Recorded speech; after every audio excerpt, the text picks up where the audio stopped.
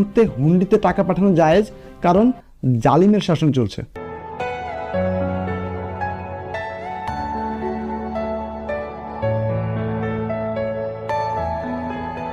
সরকার রেমিটেন্সের জন্য পাগল হয়ে আছে।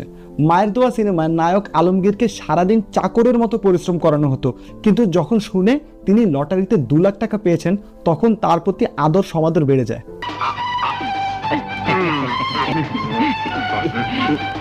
বর্তমানে আমাদের রেমিটেন্স যোদ্ধাদের সাথেও ঠিক একই কাজ করা হচ্ছে।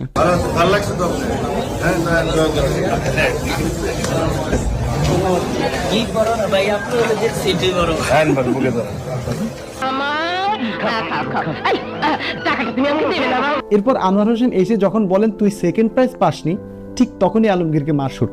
তুই সেকেন্ড প্রাইজ পাসনি? আমাদের প্রবাসীদের উপর একসময় এয়ারপোর্টে কি অত্যাচারটা না করা হতো।